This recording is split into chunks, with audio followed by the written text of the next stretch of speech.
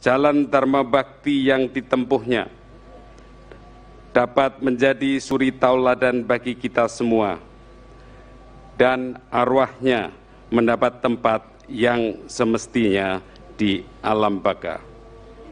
Jakarta, 1 Juli tahun 2022. Assalamualaikum warahmatullahi wabarakatuh. Saya Barudin Farawan menyampaikan turut berdukacita yang mendalam atas kepergian dari senior kita, baik di Partai PDI Perjuangan maupun senior di KNPI, mantan Ketua Umum Dewan Pimpinan Pusat Komite Nasional Pemuda Indonesia, Bang Cahyo Kumolo, pada hari ini 1 Juli 2022 dipanggil oleh Sang Khalik, Tuhan Yang Maha Kuasa, Allah Subhanahu wa Ta'ala.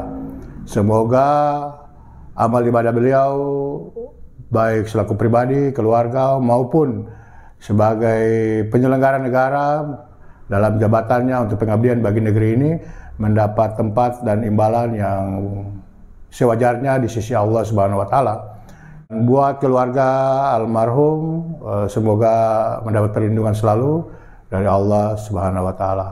Kiranya Allah menyertai kita dalam kehidupan dan keberadaan di dunia dan di akhirat. Amin. Wallahu muwaffiq ila aqwamit thoriq. Wassalamualaikum warahmatullahi wabarakatuh.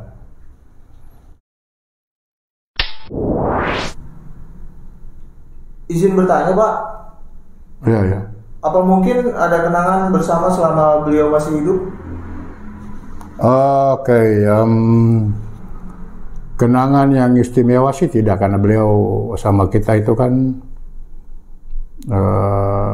berjarak baik secara geografis dan pengabdian ya, tempat-tempat bertugas.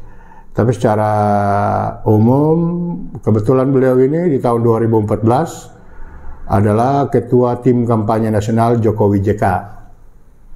Sebagai ketua tim kampanye nasional Jokowi JK, dan pada saat itu 2014 saya sebagai sekretaris tim kampanye Jokowi JK Provinsi Papua.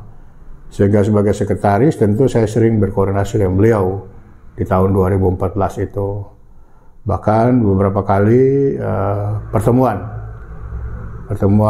di tim kampanye nasional bersama dengan beliau, dan juga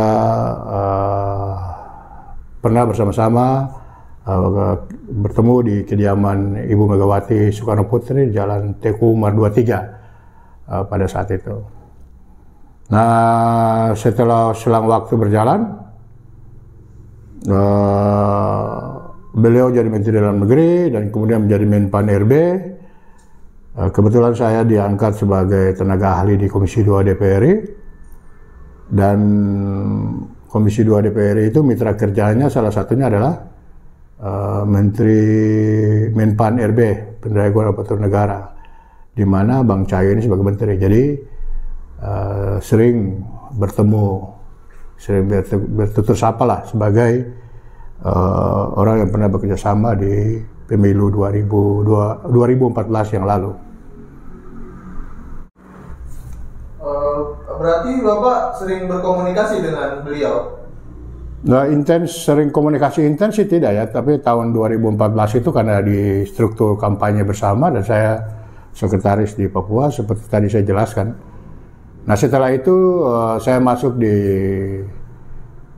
tenaga ahli di Komisi 2 DPRI, menjadi mitra dengan beliau, jadi sering komunikasinya sebatas itu saja lah. Kalau yang intens itu waktu pemilu presiden 2014 yang lalu. Apakah ada lagi, Pak? Yang lain ya mungkin biasa beliau itu menjelang Lebaran sering WA, ucapan Lebaran ya. Kita tidak mendahului, tapi beliau yang WA.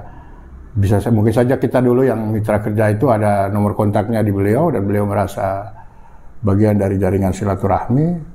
Jadi selalu saja apakah nanti menjelang Idul Fitri itu beliau selalu ya ucapkan selamat Idul Fitri. Ya itu saja sih yang sering dengan beliau. Apa kesan-kesan Bapak terhadap almarhum selama ini? Kesan dan pesan dengan Bang Cahyo almarhum ini, beliau ini orang yang santun, orang yang baik, tenang pembawaannya, kalem. Terlepas dari beliau karena orang Jawa ya, tetapi dari sebagian karakter yang ada pada beliau, saya cukup memahami beliau orang yang baik. Sehingga ya itulah kenapa Ibu Mega mempercayakan beliau sebagai menteri 2 kali di periode ini.